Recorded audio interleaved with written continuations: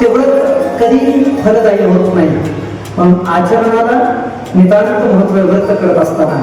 पण प्रदीप मिश्राजींनी सांगितलेली कोणती व्रत तुम्ही करत असाल ना तर त्या सगळ्या व्रतांच्या खाली एक अंडरलाईन करून ठेवा.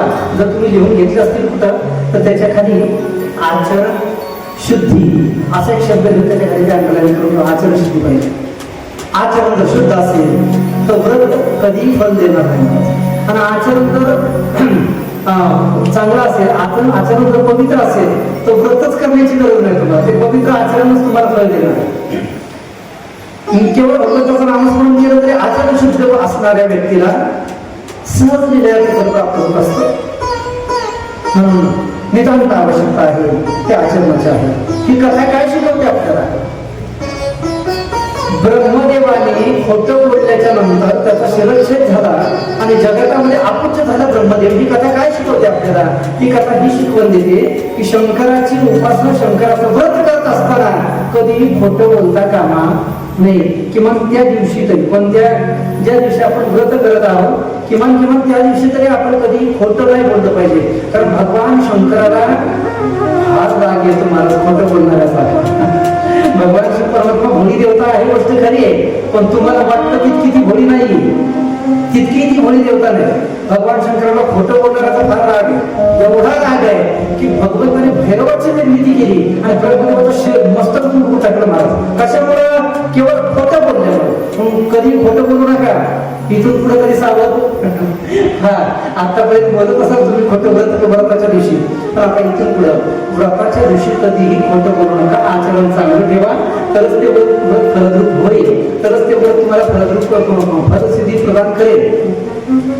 बाया म्हणतात नाही तर काय महाराजांनी प्रदीप मिश्राजीने आम्हाला ते आमकाम व्रत करायला सांगितलं. आम्ही ते व्रत केलं सुद्धा पण आम्हाला काहीच मिळालं नाही, काहीच फरक पडतो असं लोक काय म्हणणार येईल. काहीच प्राप्ती झालेलं म्हणजे ग्रंथामध्ये जे व्रत सांगितलेलं आहे ना ते निश्चित फल दिल्याशिवाय राहणार नाही. कारण ग्रंथ लक्षात नाही का, ग्रंथाचं जे लिखाण केलं ना ते कोणी आयऱ्या माणसाने लिखाण केलेलं नाही.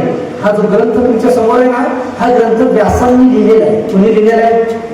व्यास महर्षीने लिहिलेलं आहे. नमोस्तुते व्यास विशालमूर्ते फुल्लाविराजतपत्रमित्र हेरत्रया भारततया पुनः प्रज्वालितो ज्ञानमय प्रदीपः. नमोस्तुते व्यास विशाल बुद्धे. त्यांची बुद्धी विशाल आहे. त्या व्यासांनी लिहिलेला हा ग्रंथ आहे.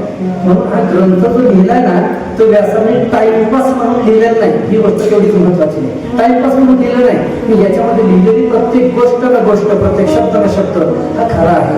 मग या ठिकाणी सांगितलेलं व्रत हे निश्चित फलरूप होणार आहे. फक्त आचरण हे महत्वाचं आहे. आचरणामध्ये राहून, नियमामध्ये राहून आपण जर व्रत करत असतो तर निश्चित आणि निश्चित ते व्रत आपल्याला फलश्रुती देणार आहे. म्हणून भगवंताचं व्रत करत असताना पहिला नियम आहे की त्या ठिकाणी खोटं बोलू नये, वल्गना करू. आणि याच्यामुळे जो खरा बोलणार आहे ना भगवान शिवाला तो अत्यंत प्रिय, एवढा प्रिय आहे. भगवान विष्णू खरं बोलले की देवा अरे वर आलं गेलो होतो खरा खाली पण मला काहीच मिळालं नाही, मला काय अंतर लागलं नाही, मी थकलो आणि तसंच करत आलो. विष्णू भगवंताच्या खऱ्या बोलण्याचं जे खरं बोलणं ऐकलं आणि काय आनंद झाला मला. ले कंठ लगाले. भगवान शिव परमात्माने विष्णूला कंठाशी लावलेलं आहे. दोघांनी गळाभेट घेतली महाराज आणि दोघी भक्ती प्रेमामध्ये तल्लीन झालेले आहेत. दोन्ही देव एकची पाहिजे. जनाबाई फार गुणवर्णन करतात. दोन्ही देवामध्ये मध्ये अंतर नाही का.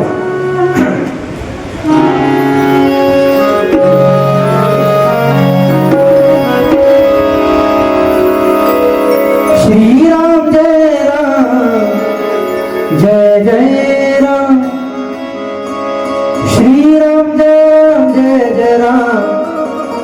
श्रीराम जय राम जय जय राम. भजन करी महादेव देव. भजन करी महादेव देव.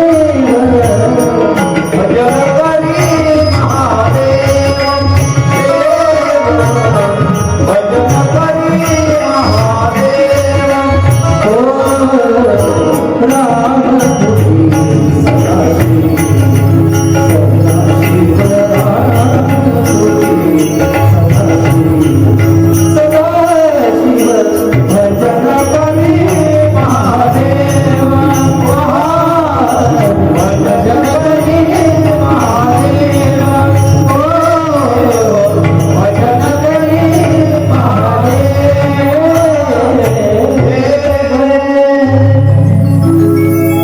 भगवान विष्णू आणि भगवान शिव यांच्यामध्ये कोणत्याही प्रकारचा भेद नाही. दोघांनी नामाची भूषण जी आहे ती एकमेकांना प्रदान केलेली आहे. महादेवजी राम नाम जपतायत आणि राम प्रभू अथवा विष्णू भगवान परमात्मा हे शिव नाम जपत आहे. आणि म्हणून दोन्ही देवतांच्या मध्ये कोणत्याही प्रकारचा दोन्ही देव एकची पाही तया ऐक्य तुझे नाही. भेद जो आहे तो भक्तांमध्ये आहे, देवतेमध्ये कोणत्याही प्रकारचा भेद नाही. भगवान शिव परमात्म्याने विष्णू भगवंताला सख्य भक्ती प्रदान केलेली आहे आणि दोघेही सखे झालेले आहेत. म्हणून ज्या वेळेला भगवान विष्णू या मृत्यू लोकांमध्ये अवतार धारण करतात ना, त्या वेळेला भगवान शिवजी हे त्यांना भेटण्याकरता वेगवेगळ्या रूपाने या ठिकाणी येत आहेत. ज्या वेळेला भगवान परमात्म्याचा राम अवतार झाला त्या राम अवताराच्या वेळेला काग भुसुंडीला घेऊन भगवान शिवजी राम बरोबर भेटण्याकरता आलेले आहेत. ज्या वेळेला कृष्ण अवतार झाला त्या कृष्ण अवतारामध्ये नारदांना घेऊन प्रभू भगवान शिवजी हे संन्यासाचा जोग्याचा वेश धारण केला आणि प्रभू या मृत्यू लोकांमध्ये आलेले आहे गोड वर्णन करतात.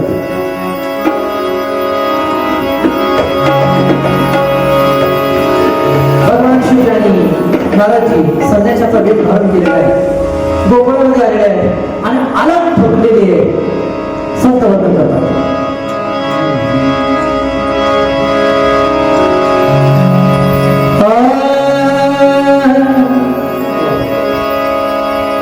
नगर में जोगी आया, नगर में जोगी आया, यशोदा के घर आया, यशोदा के घर आया.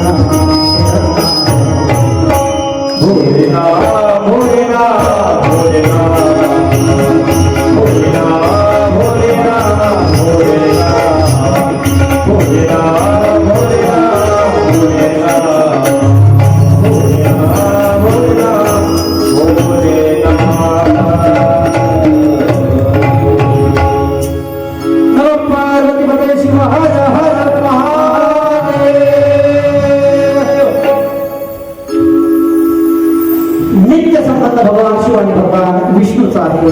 तो या ठिकाणी भगवान शिवाने विष्णू परमात्म्याला वरदान दिलेलं आहे, सत्य भक्ती प्रदान केलेली आहे.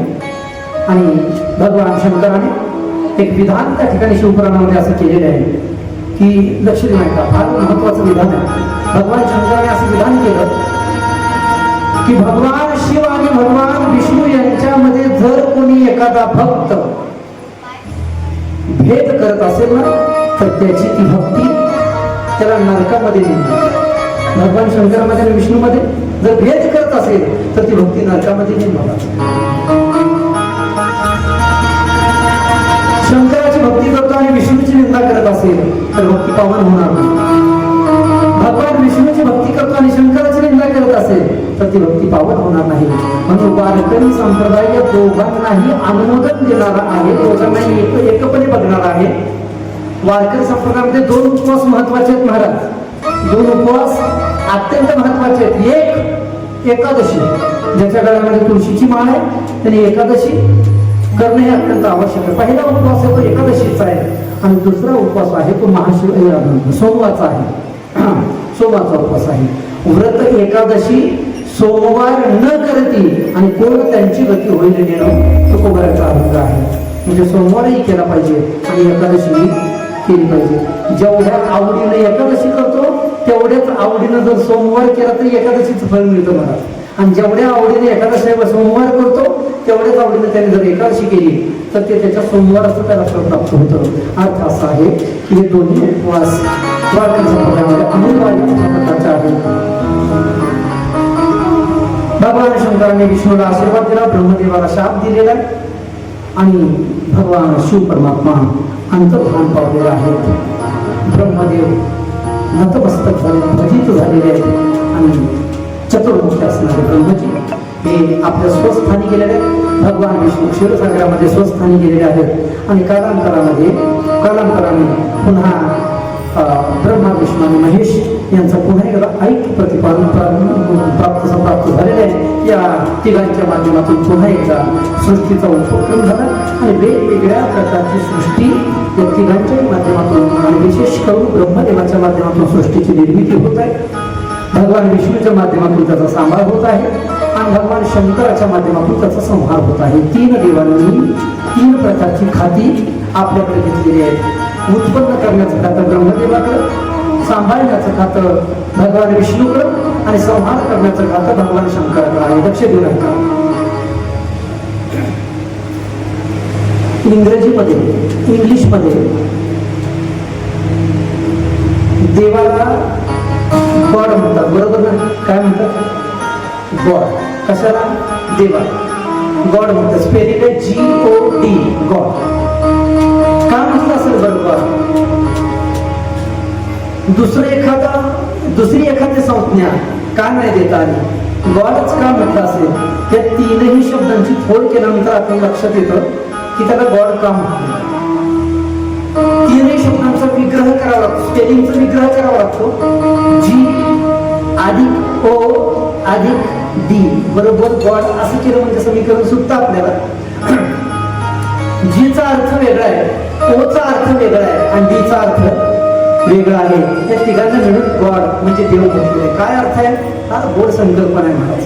हा G म्हणजे जनरेशन, जनरेटर.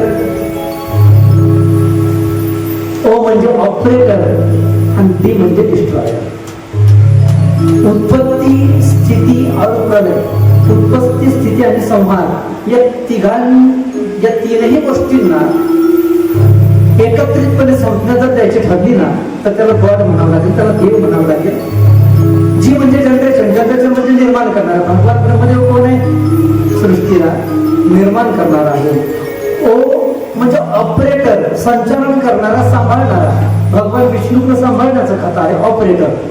आणि डी म्हणजे डिस्ट्रॉयर, नाश करणारा, संहार करणारा. भगवान शंकराकडं हे नाश करण्याचं, संहार करण्याचं खातं आहे. GOD, गॉड शब्दातून सुद्धा आपल्याला त्याच्या दैवत्वाची प्रचिती घेता येते. एवढा असणार तो परमात्मा. या तीनही देवता पुन्हा एकत्र येऊन त्यांनी या सृष्टीचं संचलन चालू केलेलं आहे. वेगवेगळ्या प्रकारची सृष्टी, वेगवेगळ्या प्रकारची जीवजंतू त्या त्यांच्या सृष्टीच्या माध्यमातून निर्माण होणार आहे. ते कशा पद्धतीने निर्माण होणार आपण पाहू. एका मोठ्या प्रेमाने सर्वांनी पुन्हा एकदा भजन करायचं आहे. आणि ज्या ज्या वेळेला अशा प्रकारची सूचना आपल्याला व्यासपीठावरून प्राप्त होईल ना की आपण भजन करा, तर त्यावेळेला खरोखर सगळ्यांनी प्रामाणिकपणाने भजन करा. हाताने टाळी, मुखाने भगवान परमात्म्याचं नामस्मरण करायचंय. कारण एवढंच एक पुण्य संचयाचं एवढंच एक साधन तुमच्याकडे आत्ता या वेळेला शिल्लक आहे. इथून घरी गेल्यानंतर तुम्हाला म्हणा म्हटलं तर तुम्ही म्हणणार नाही ओम नमः शिवाय, पण इथं तुम्हाला चान्स आहे, इथं तुम्हाला संधी, इथं तुमच्याकडे दुसरं कोणतंही काम नाही. इथं बसल्याच्या नंतर एकच काम करायचं, काय? हाताने टाळी आणि मुखाने भगवान परमात्म्याचं नामस्मरण. आमचं वाद्यवृंद सगळं बंद राहील. नमः शिवाय, ओम नमः शिवाय, हरे हरे नमः शिवाय.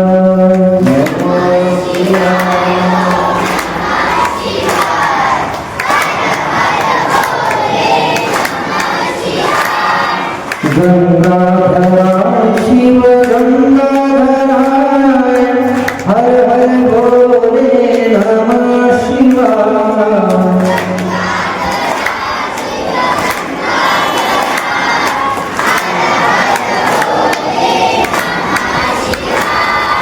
जटाधरा शिव जटा